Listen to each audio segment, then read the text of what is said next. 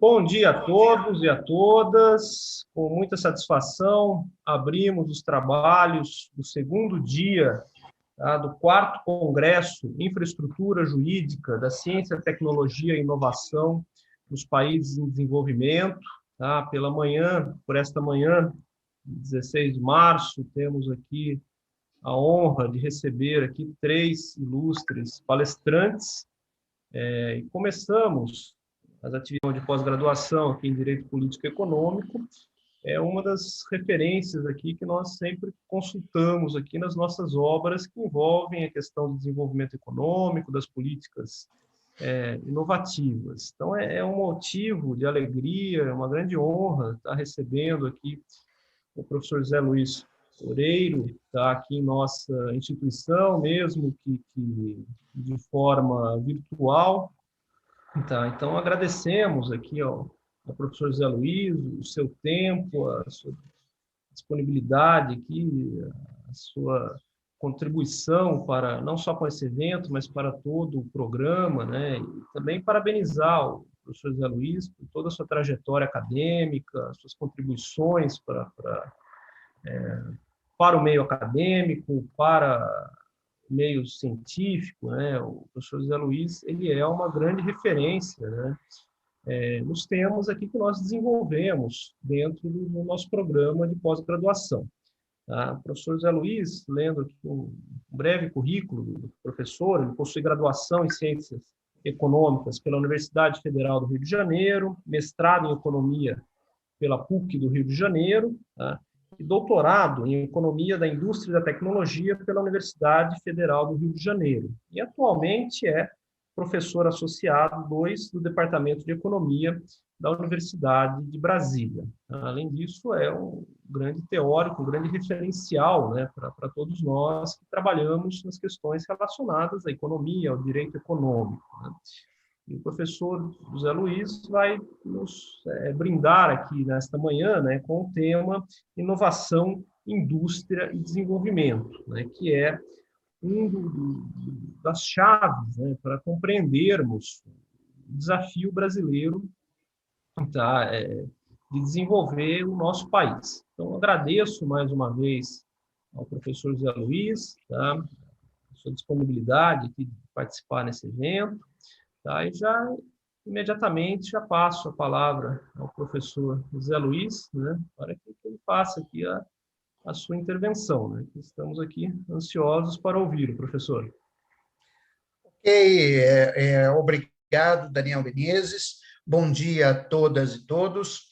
Agradeço ao gentil convite, né, do Programa de Pós-Graduação em Direito Político e Econômico da Universidade Mackenzie, para estar hoje aqui falando com os alunos e alunas do Programa de Pós-Graduação e outras pessoas que eventualmente estiverem nos ouvindo e vendo neste instante. Eu vou pedir para a organização do evento que coloque os slides da minha apresentação, por favor. Eu tenho uma apresentação preparada sobre o tema, né, de inovação, indústria e desenvolvimento.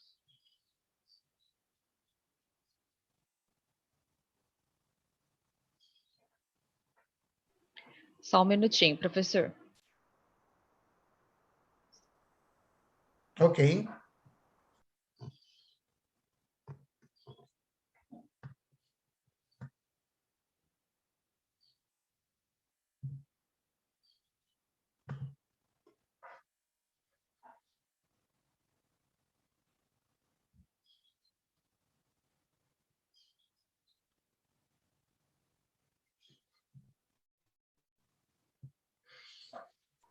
Aí, está na tela. Ok, você consegue colocar no modo de apresentação, não? Isso.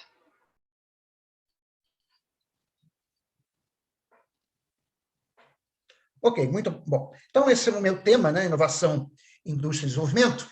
Quero, inicialmente, falar sobre a natureza do desenvolvimento econômico, né? Quer dizer, o desenvolvimento econômico, ele é um processo pelo qual a acumulação de capital físico, né, seja investimento em máquinas, equipamentos e instalações, e a incorporação sistemática do progresso técnico, ou seja, do avanço tecnológico, permitem um aumento persistente da produtividade do trabalho e do padrão de vida da população. Essa definição está no livro, né, que o Bresser Pereira e o Nelson Marconi publicamos em 2014 pela Routledge, que é o Developmental Macroeconomics. Né?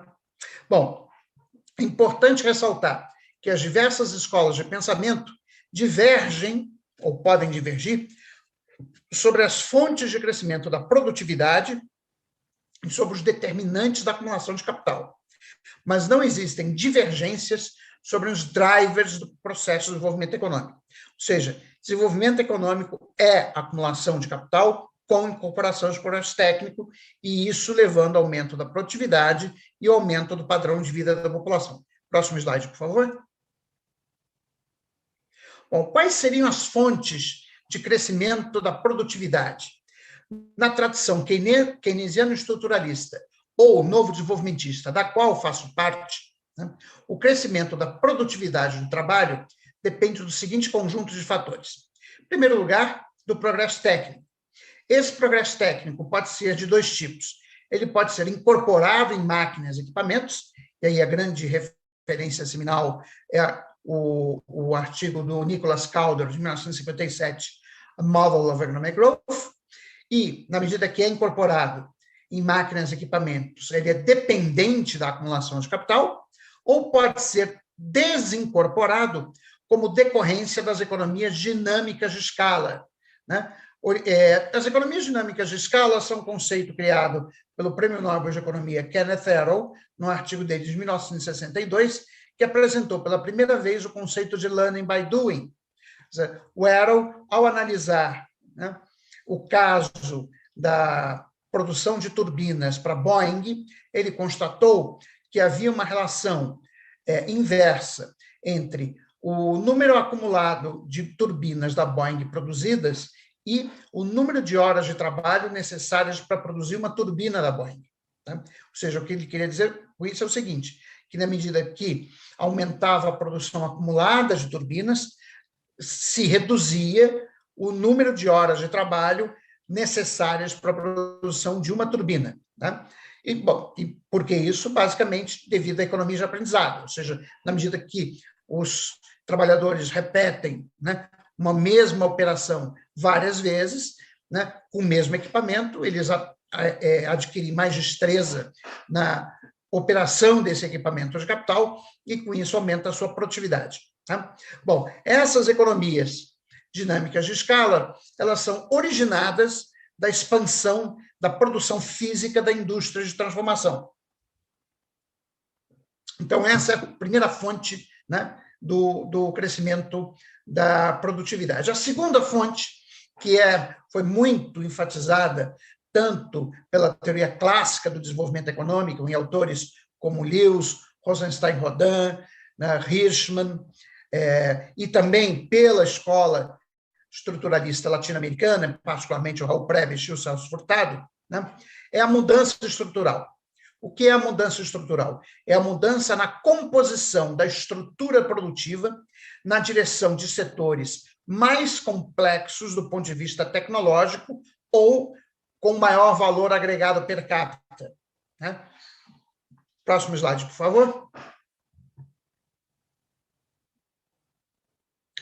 Bom, uma palavrinha sobre o conceito de complexidade econômica, que é um conceito desenvolvido recentemente na literatura.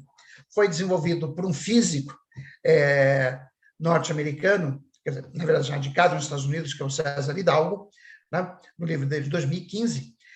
Segundo o Hidalgo, o conhecimento técnico e científico ele está embutido nas pessoas, é isso que a gente chama de capital humano, nas máquinas e equipamentos, no capital físico, e na capacidade das pessoas em se conectarem e, assim, trocar informações, que é o que se chama de capital social. Dessa forma, segundo Hidalgo, aquilo que uma economia produz e exporta revela a sofisticação ou complexidade das suas capacitações produtivas. Então, quando você olha para a pauta de exportações de um país, no fundo, você está conseguindo observar qual é o volume de conhecimento técnico e científico que está embutido nas pessoas, nas máquinas e equipamentos no seu capital social, né? Porque as exportações e a estrutura produtiva estão revelando isso. Bom, além disso, o Hidalgo define a complexidade econômica como a combinação entre dois fatores, entre a diversidade e a sofisticação das atividades produtivas, a qual se origina do conhecimento técnico, know-how, e do conhecimento científico, knowledge, acumulado ao nível da economia como um todo. Próximo slide, por favor.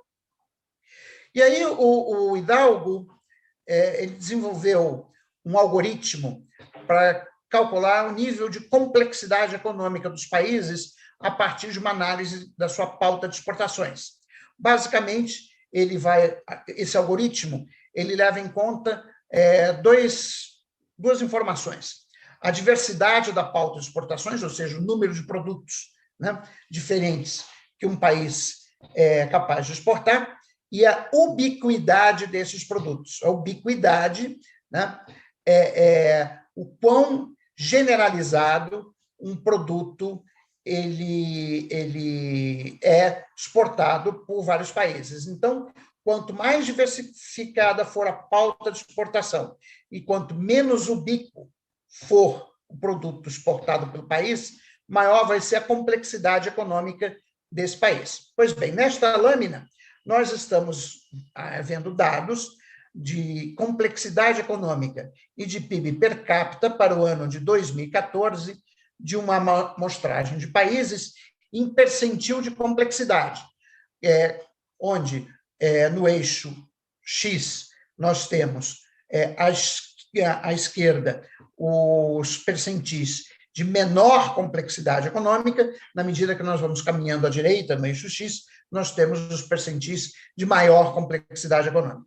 Pois bem, no canto direito, né, nós vemos, né, que estão os países ricos, que são os países com maior nível de renda per capita. Pois bem, os países com maior nível de renda per capita são também os países mais complexos. E aí, eu sei que está muito pequenininho para as pessoas enxergarem, mas vocês devem estar vendo, bem no canto superior direito, acima da linha de regressão, nós temos os Estados Unidos, nós temos a Suíça, nós temos a França, nós temos a Itália, tá? Bem ali no canto superior direito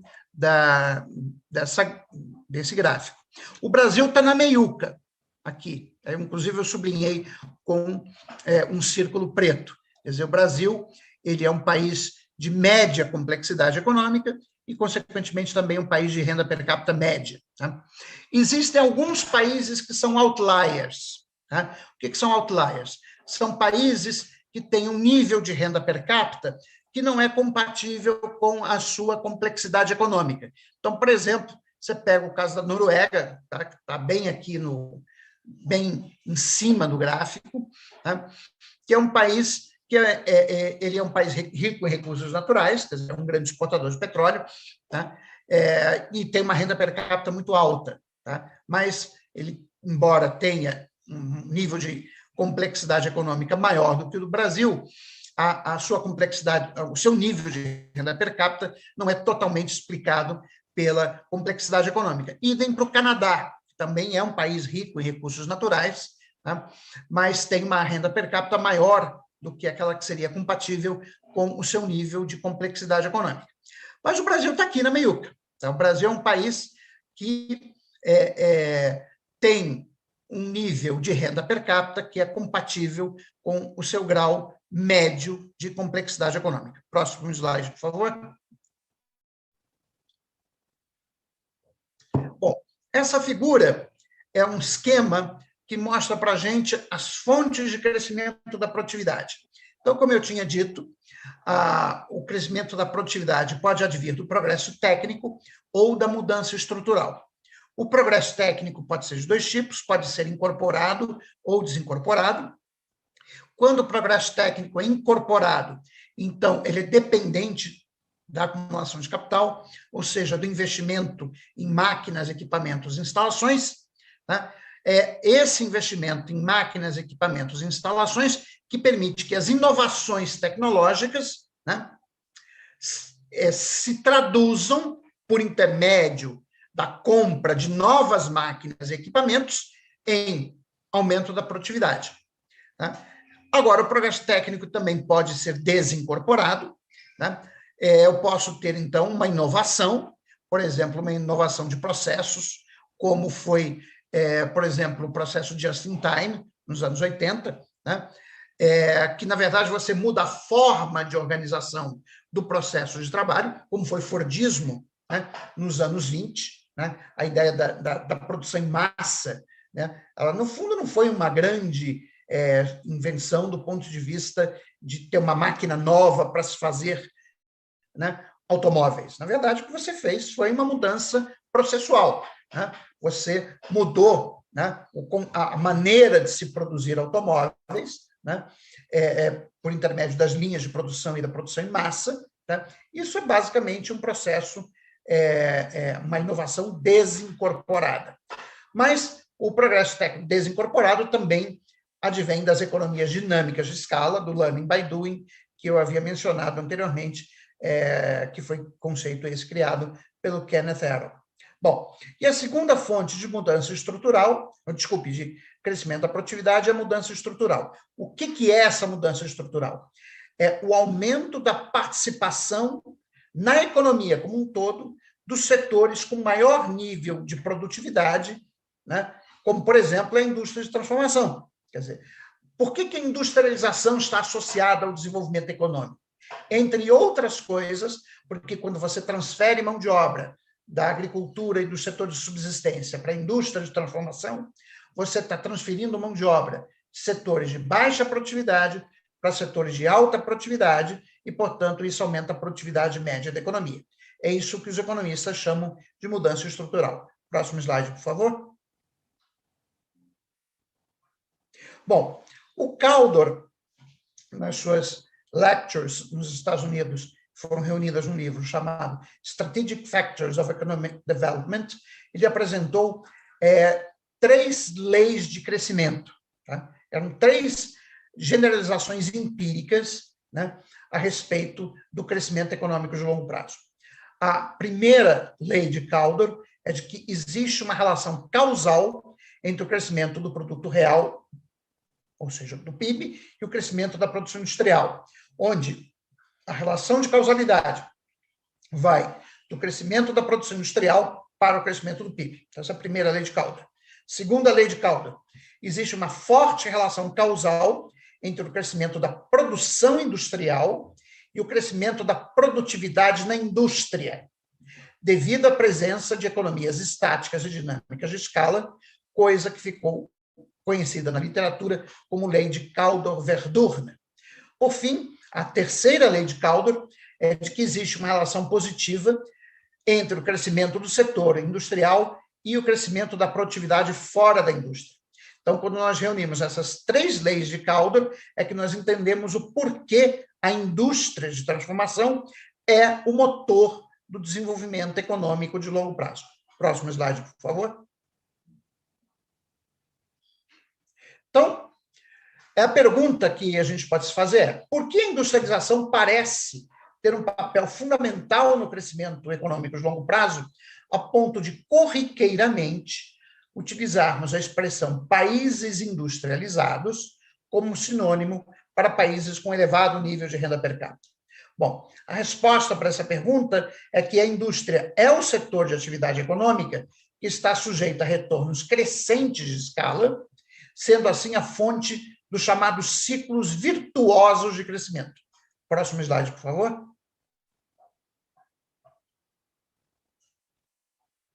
Bom, o crescimento econômico, segundo Kaldor, está relacionado com a taxa de expansão do setor com as características mais favoráveis ao crescimento.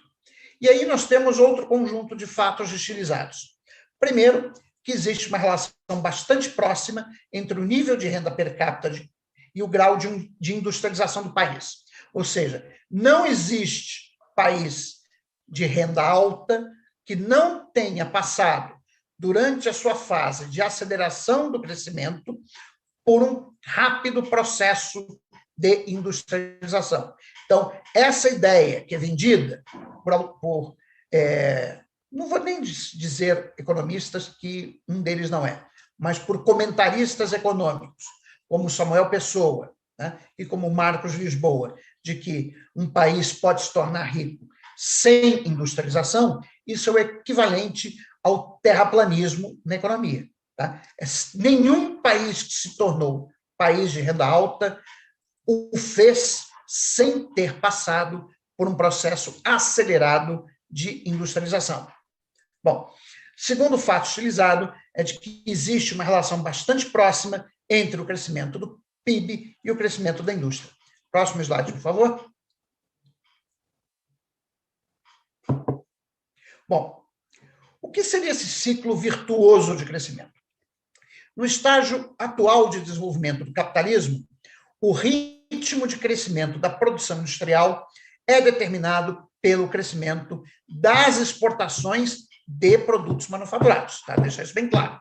Não é a exportação de soja e minério de ferro, né, que determina o crescimento da produção industrial. Né? Por que isso? Porque as exportações representam um mercado externo ao setor industrial, possibilitando, assim, a expansão continuada da produção e das vendas. Lá no início do processo de industrialização, na Revolução Industrial Inglesa, né, de meados do século XVIII, o papel de mercado externo foi desempenhado pela agricultura.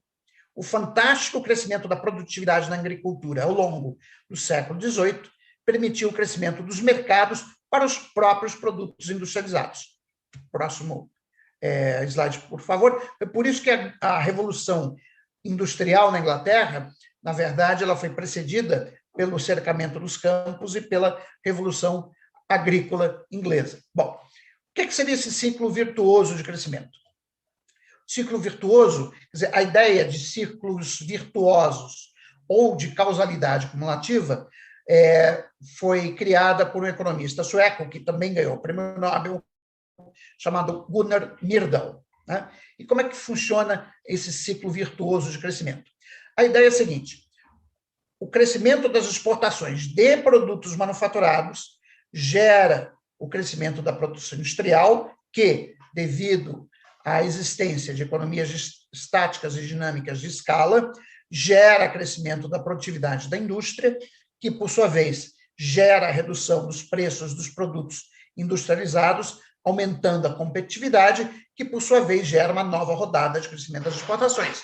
Ou seja, o que essa ideia de ciclo virtuoso mostra é que um país em processo de industrialização e que consegue, né, aumentar as suas exportações de produtos manufaturados vai entrar num processo autossustentado de crescimento econômico. Próximo slide, por favor. Bom, como o crescimento da produtividade na indústria se espalha para o resto da economia? Quer dizer, a gente viu que, devido à existência de economias estáticas e dinâmicas de escala, o crescimento da produção industrial está relacionado com o crescimento da produtividade na indústria. Mas como é que o crescimento da produtividade na indústria se espalha para o resto da economia? Bom, isso ocorre por intermédio de transferência de trabalhadores do setor não industrial, que originalmente seria a agricultura, mas hoje em dia pode ser o setor de serviços de baixa produtividade. A gente vê isso no Brasil, né? Quer dizer, é esse fenômeno recente da uberização da economia, dos entregadores de aplicativos, o pessoal que entrega iFood e tal. Quer dizer, isso é uma atividade de serviço de baixíssima produtividade. Tá? Então, se você conseguisse transferir essa mão de obra para a indústria de transformação, você estaria aumentando a produtividade média da economia, né? Porque as atividades, né, industriais têm uma produtividade média mais alta do que a desse setor de serviços de aplicativos de entregas. Bom, como os rendimentos são decrescentes no setor não industrial, uma redução do número de trabalhadores empregados seja na agricultura, seja no setor de serviços de baixa complexidade, termina por atuar no sentido de aumentar a produtividade desses setores. Diversos estudos empíricos, isso aqui é importante chamar atenção, tudo o que eu estou falando aqui, eu estou falando com base no método científico. Tá? O que é o método científico? É a formulação de hipóteses para serem confrontadas com a evidência empírica. Aquelas hipóteses que não forem corroboradas pela evidência empírica têm que ser descartadas. As que não forem contrárias à evidência empírica são aceitas como uma meia-verdade temporária. Este é o método científico, este é o método que eu estou utilizando. Tá? Bom, diversos estudos empíricos mostram que o crescimento da produtividade na economia como um todo está positivamente associado ao crescimento da produção industrial e negativamente associado ao crescimento do emprego no setor não industrial. Isso explica muito do péssimo desempenho da produtividade do trabalho na economia brasileira nos últimos 15, 20 anos. Aonde o emprego na economia brasileira se expandiu, mesmo na era Lula, que a economia cresceu bastante, foi no setor de serviços de baixa complexidade. Tá?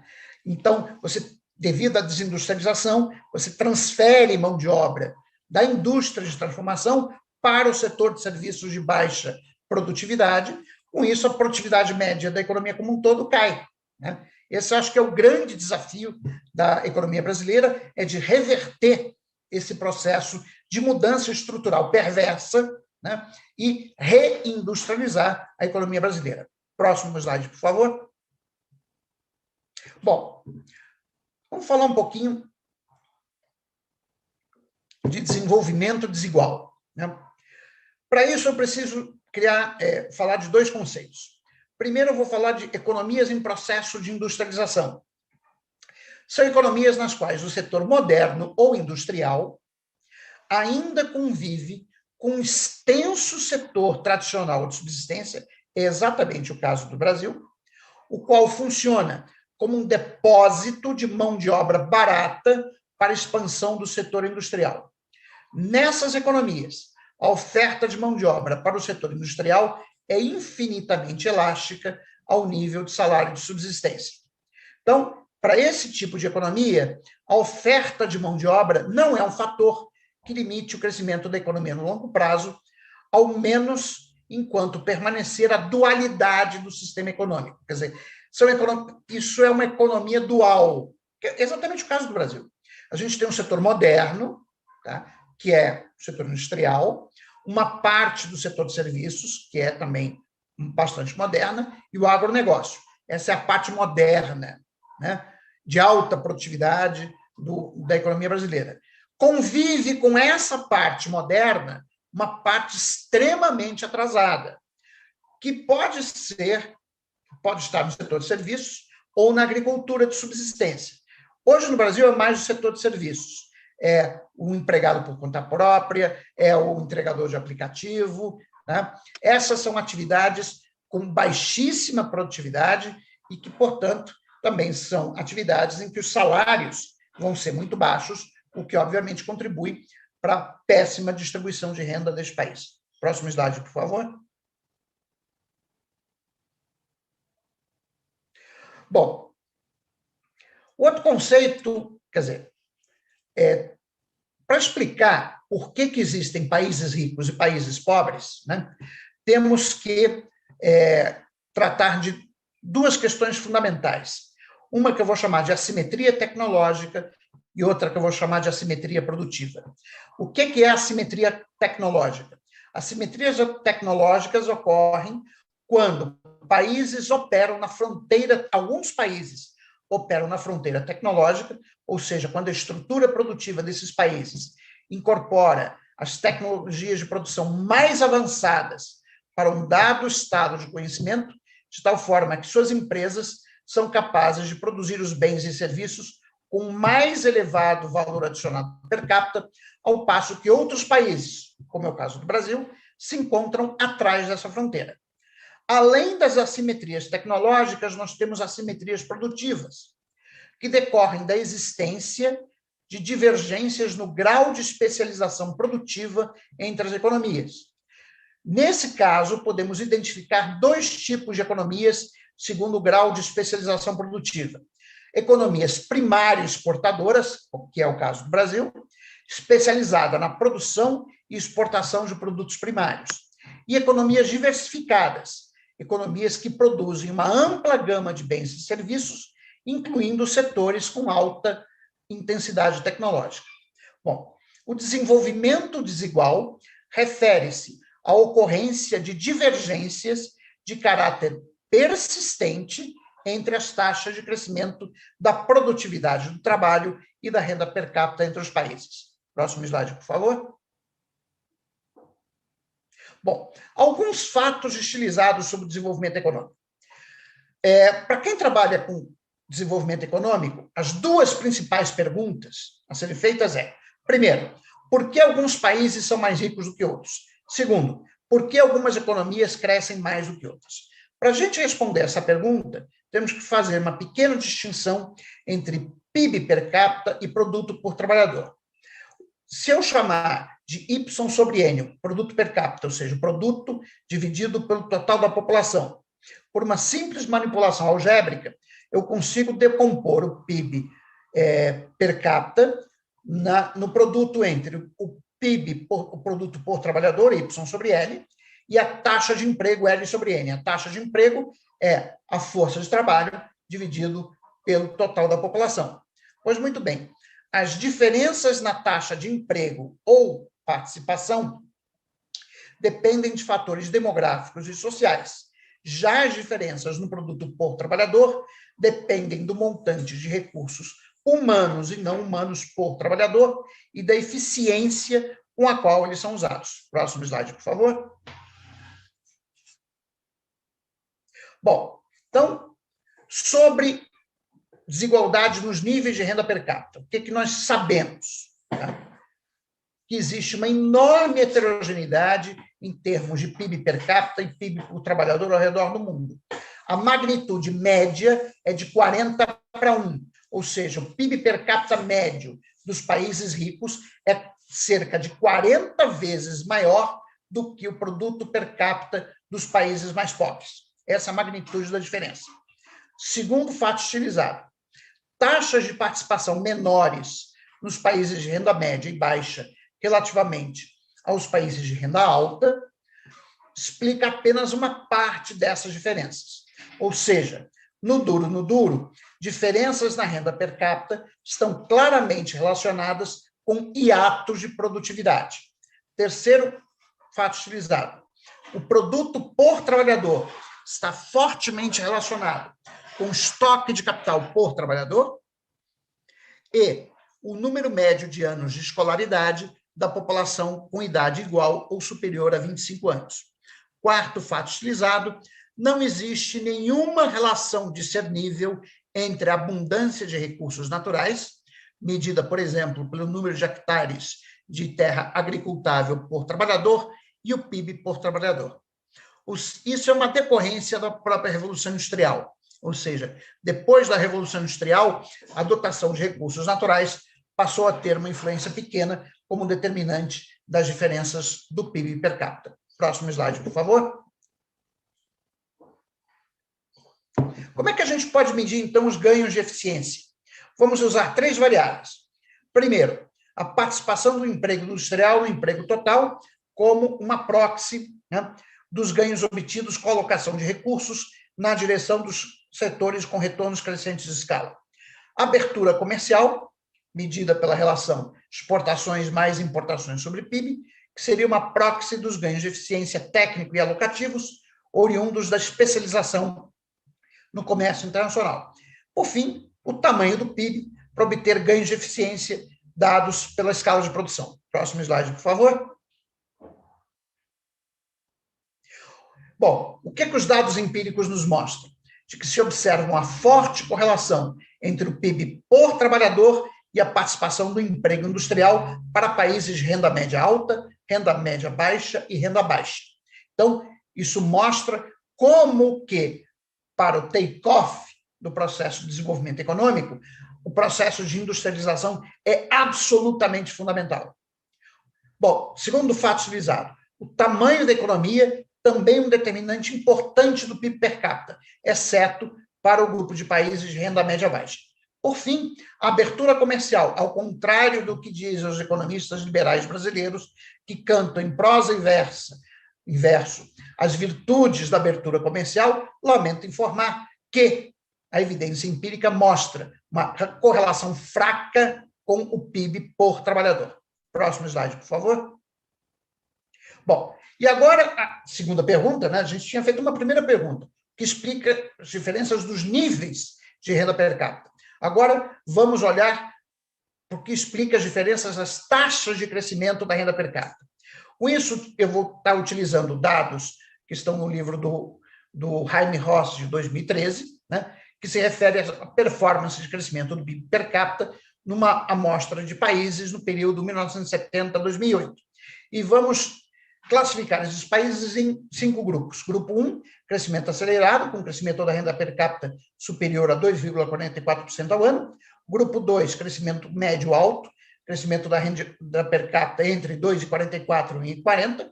Crescimento médio, que é um crescimento da renda per capita entre 1,4% ao ano e 0,47% ao ano.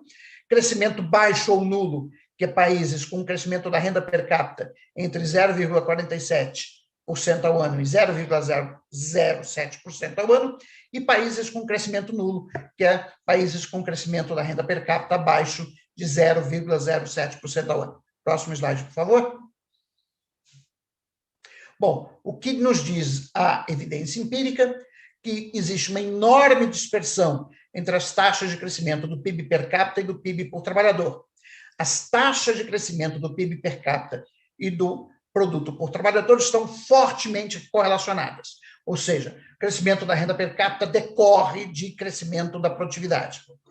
Terceiro fato utilizado, a acumulação de capital por trabalhador é a principal influência sistemática sobre a taxa de crescimento do PIB per capita e do PIB por trabalhador, ou seja, o bom e velho investimento em máquinas, equipamentos, instalações é o que explica os países que possuem uma elevada taxa de crescimento do PIB per capita.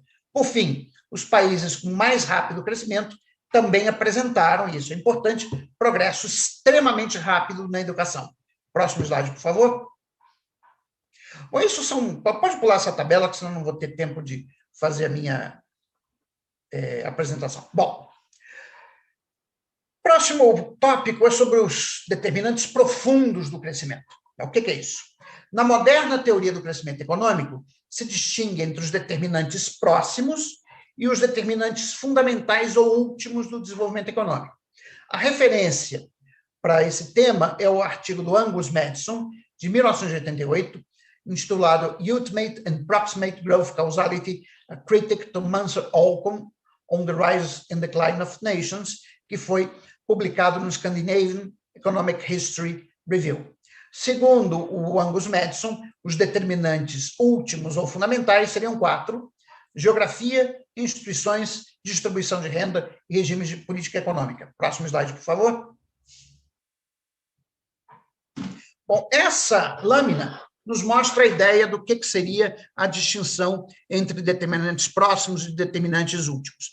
Nesse quadrinho aqui, que nós temos o produto per capita, que é o Y sobre P, estão os determinantes próximos, ou seja, o que explica de forma imediata, direta, o PIB per capita de um país? Bom, os recursos naturais, o capital humano, o capital fixo, a eficiência, né, na alocação de recursos, o fluxo líquido de bens, serviços e fatores de produção e tecnologia importados do exterior. Mas esses são os determinantes próximos.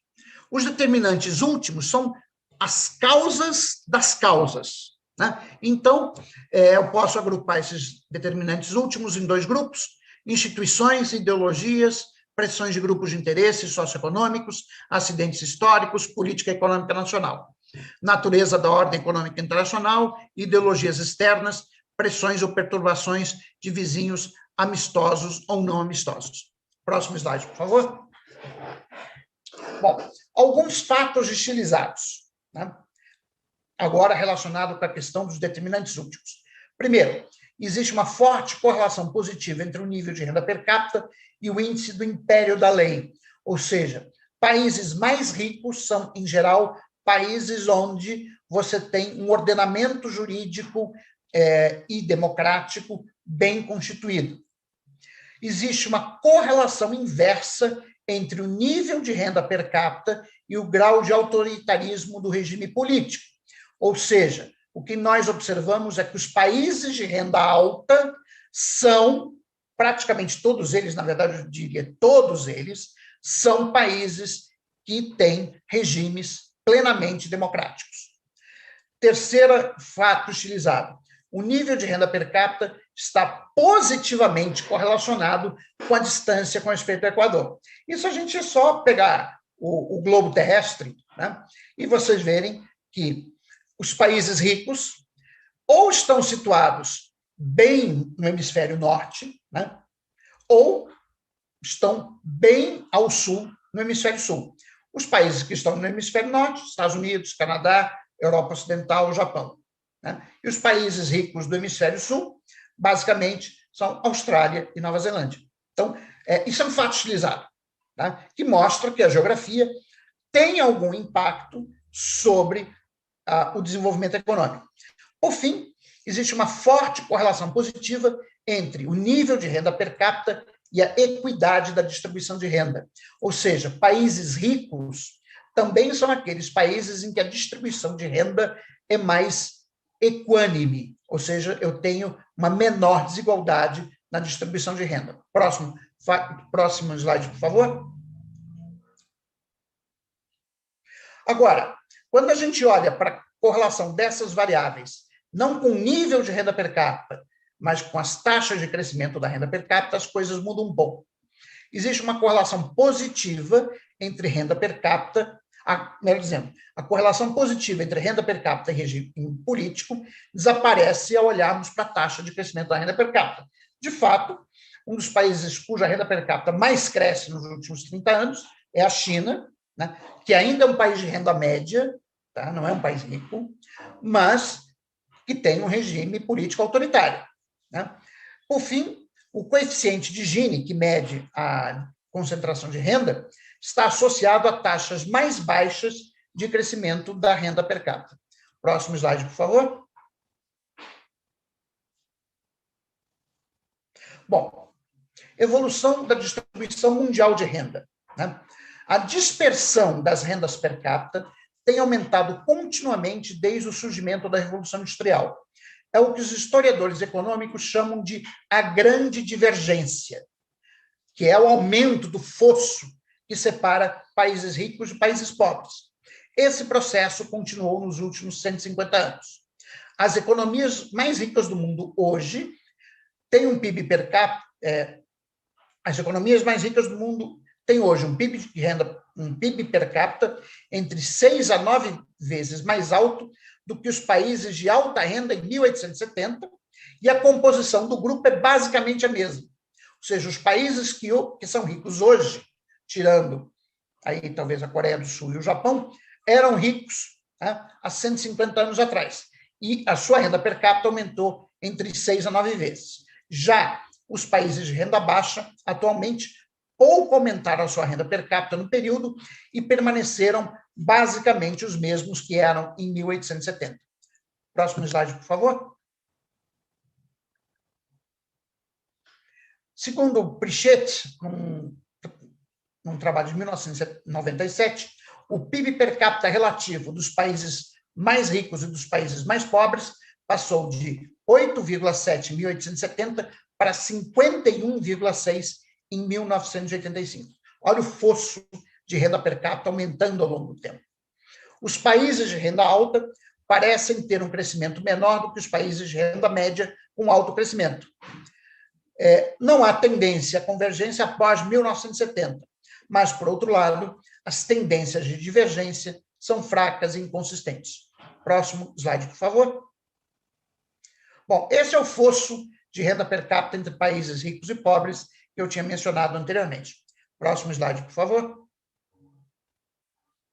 Bom, isso nos leva à questão dos clubes de convergência.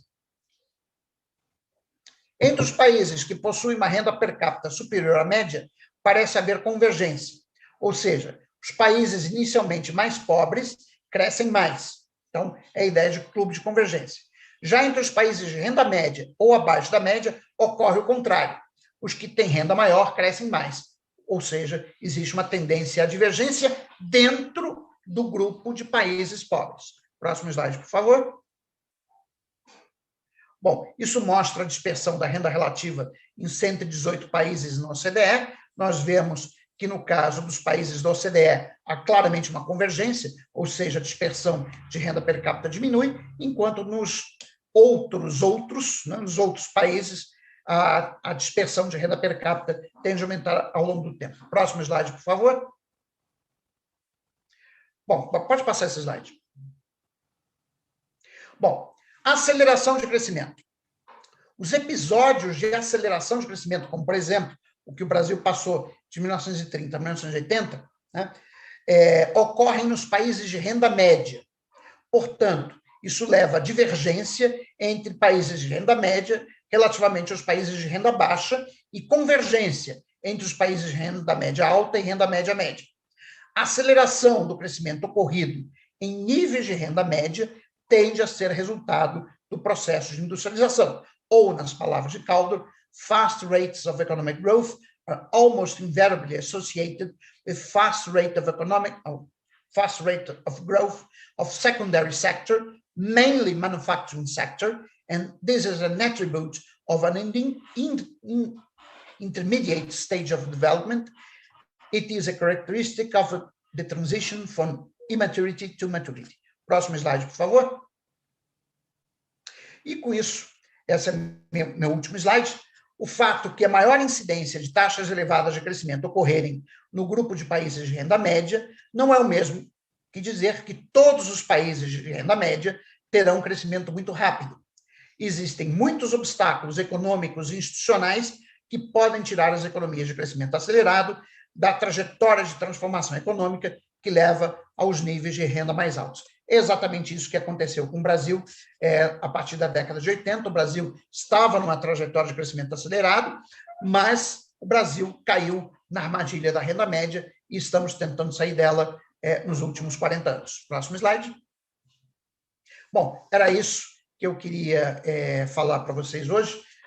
Acho que fiquei mais ou menos dentro do meu tempo, talvez tenha estourado um pouquinho, mas, enfim, muito obrigado pela oportunidade de estar aqui hoje com vocês e falando sobre esse tema tão relevante, não só do ponto de vista acadêmico, mas também em termos de formulação de política econômica. Muito obrigado, professor Zé Luiz. Realmente foi muito mais do que uma palestra-aula, né? Temos a palestra-show e a palestra-aula.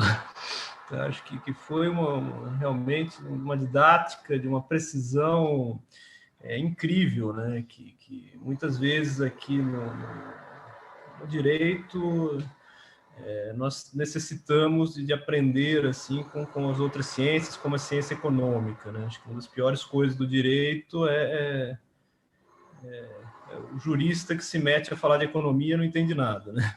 Então a gente precisa de alguns deles até no STF, mas tudo bem, não vou mencionar nomes.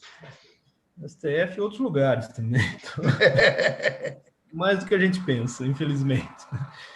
E realmente a gente precisa desse diálogo, né? De aprender com os economistas como funciona e passar a entender exatamente essa relação, não só com a norma jurídica, com a lei, né?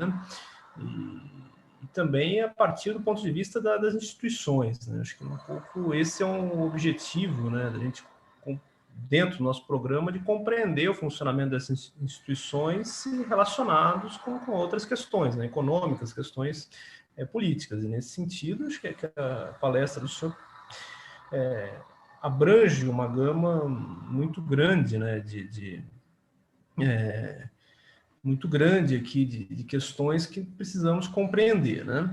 Então, acho que agora, agradecendo a palestra, passamos aqui a etapa aqui de perguntas, né? Acho que já foi Já nos foi enviada uma questão aqui, né? Só ver Pelo chat, eu estou vendo aqui. no chat, estou Isso. vendo o autor da pergunta aqui, né? É a Aliciara. Aliciara Vidigal.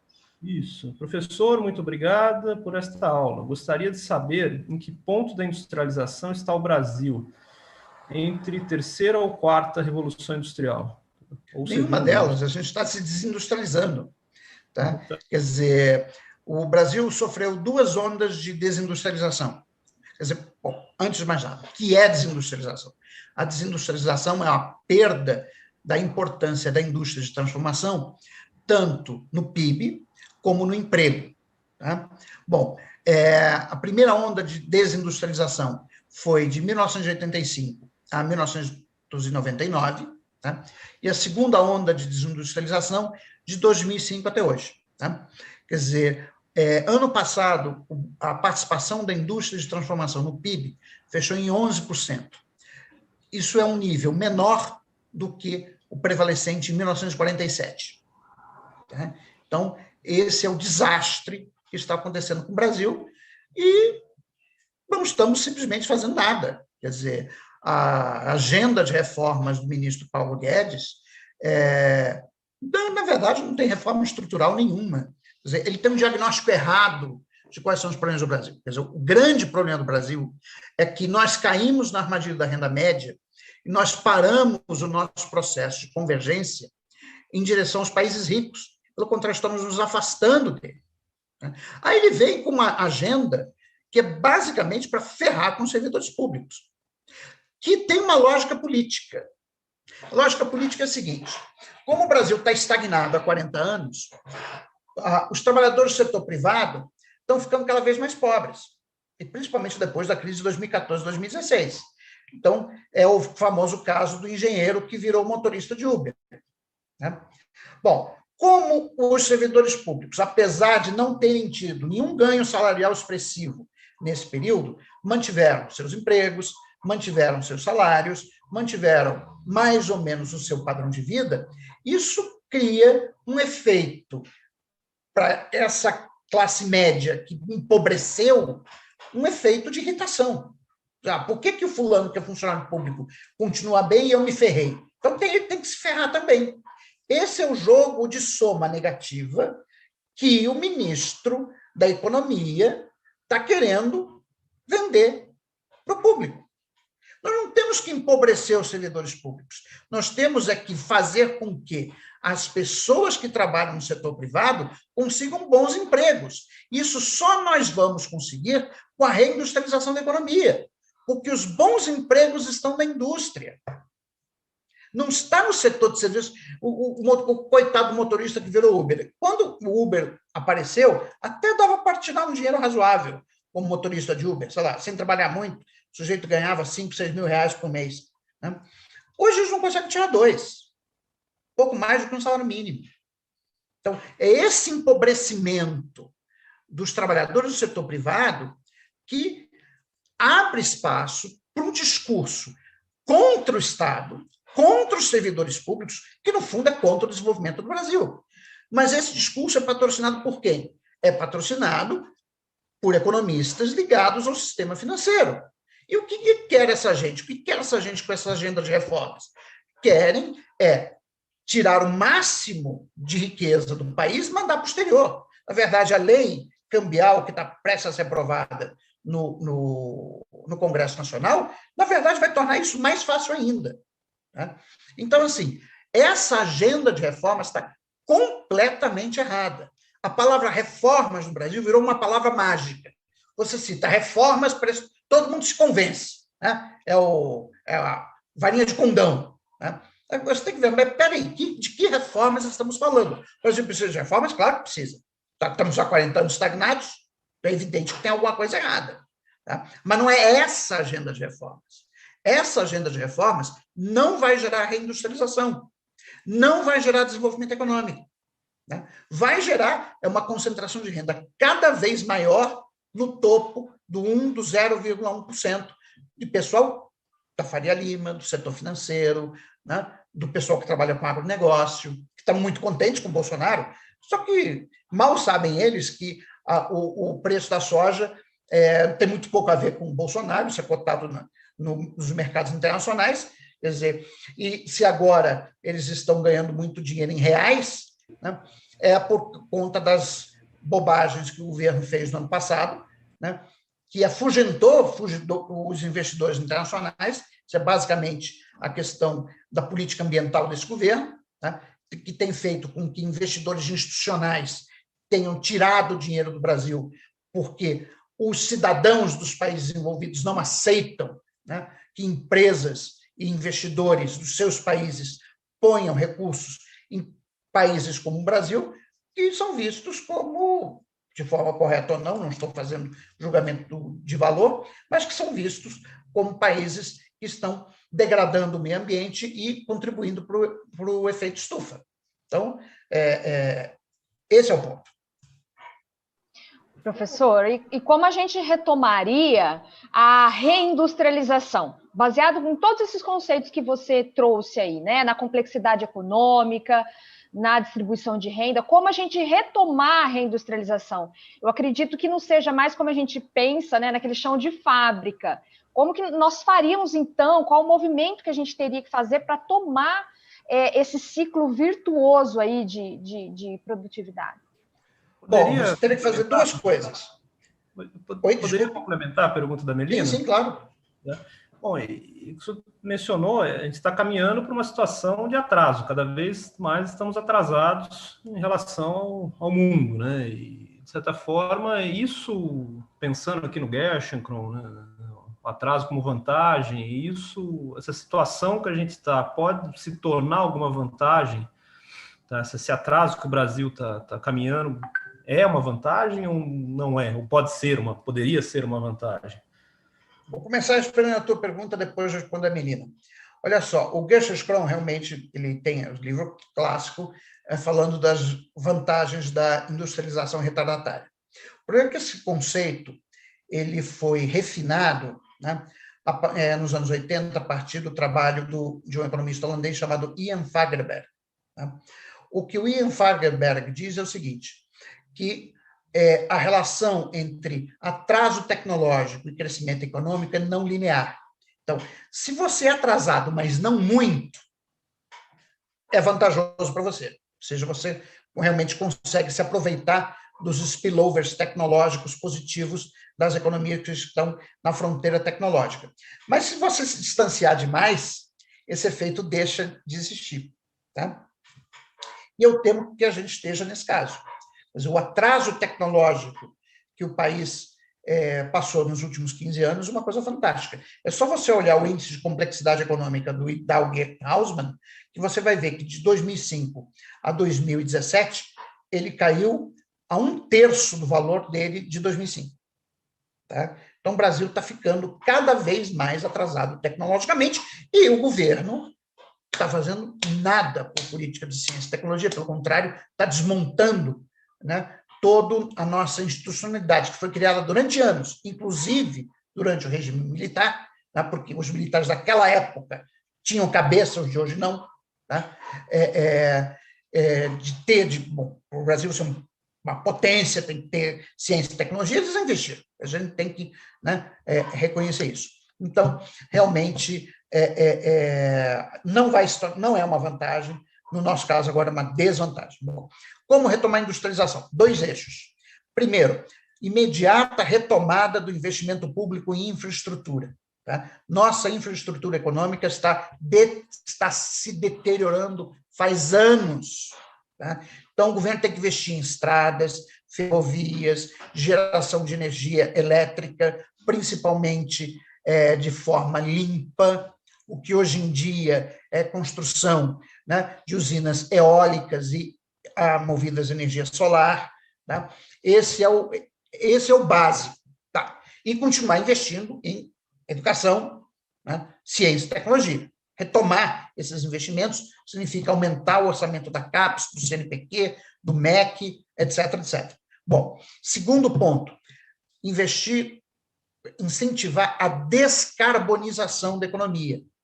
Quer dizer, o que está sendo feito na Europa hoje é a chamada Revolução Industrial Verde, você está mudando tecnologias de produção, de tecnologias intensivas na emissão de CO2 para tecnologias com baixa emissão de CO2. Essa é a nova revolução industrial, e o Brasil não está discutindo absolutamente nada. A nossa indústria automobilística, que o Collor dizia nos anos 90, que os nossos carros eram umas carroças, aí vai ser pior ainda. Agora vai ser carroça com roda de pedra, porque nós somos entre os grandes produtores de automóveis, o Brasil ainda é, né, um grande produtor mundial de automóveis, entre os grandes produtores mundial de automóveis, nós não temos nenhum programa para eliminar motores a combustão interna num prazo de X anos. Nós não temos esse programa. Não temos. E a indústria automobilística é o carro-chefe da nossa indústria de transformação. Então, se você não usar o BNDES, se você não usar a FINEP, se você não usar política industrial para mudar a matriz, para incentivar as indústrias que estão instaladas aqui no Brasil a adotarem tecnologias limpas, num prazo razoável, o que restar da indústria automobilística no Brasil vai fechar. É isso que vai acontecer. A Ford já saiu, outras vão sair. Então, e veja, ninguém discute isso no Brasil. Você está discutindo uma reforma administrativa que é o retorno ao Estado patrimonialista pré-Getúlio Vargas. Você diz, não, vamos flexibilizar o critério de contratação dos servidores públicos. Ou seja, leia-se nas entrelinhas. Vamos deixar que a influência política intervenha no processo de seleção dos servidores públicos. Ora, bolas, isso era justamente o que o Getúlio Vargas acabou quando ele instituiu o DAP, né, lá em 1930, alguma coisa, eu não lembro exatamente a data, que era justamente formar um serviço técnico profissional, um serviço público profissional, que não estivesse sujeito à influência do político de plantão. Isso está sendo vendido para a sociedade brasileira como uma reforma modernizante. Não, é uma reforma atrasante. Na verdade, está retornando para a República Velha, que é o sonho dessa turma liberal do Paulo Guedes, que é o projeto Fazendão 2022. Transformar o Brasil de volta nos bons e velhos tempos em que éramos uma grande fazenda de café, agora vamos ser uma grande fazenda de soja, né, com mineração, né, e com bancos por todos os lados. Basicamente, esse é o projeto de país dessa turma. Né? Só que esse é um projeto excludente que vai deixar milhões de brasileiros na pobreza. Né? E que, em algum momento, vai desencadear uma convulsão social, não tem nenhuma dúvida. Obrigado, professor Zé Luiz. Bom, observando aqui se temos outros questionamentos. Aqui pelo chat, aparentemente, não. Aqui no chat não, estou conferindo aqui no YouTube também. Bom, creio que não. Pergunto aqui se os presentes aqui também no Zoom aqui tem outros questionamentos para caminhar ao professor Zé Luiz. Ok, gente. Então não havendo novas indagações, acho que, professor, foi uma honra recebê-lo aqui no Mackenzie, mesmo que virtualmente. Acho que saio daqui com várias certezas depois da aula do senhor, e uma certeza daquelas absolutas, insofismáveis. Precisamos trazer o senhor muito mais vezes aqui para dialogar conosco. Acho que precisamos aqui de aulas como a do senhor hoje, precisamos dialogar com professores comprometidos com o desenvolvimento do país. Acho que há uma afinidade de pensamentos e até mesmo de ideais, tá, na busca de uma construção econômica, institucional aqui para o nosso país, para a nossa região, até mesmo pelo mundo, né? Então, queria agradecer a participação do senhor, parabenizá-lo por toda a sua trajetória, tá? E já deixar aqui um convite para que o senhor volte mais vezes aqui nas nossas atividades, se puder participar aqui das nossas pesquisas também, se o senhor nos der liberdade, vamos usufruir. Será um prazer, tá? Enfim, no que eu puder colaborar, com o programa de pós-graduação de vocês, nessa linha, né, de instituições, desenvolvimento, etc., podem contar comigo, tá? Eu acho que a gente precisa formar uma massa crítica, tá, para mudar a agenda, né, de reformas desse país. O Brasil continua no caminho errado e, pelo visto, está acelerando o passo. Tá? Então, é preciso reverter isso.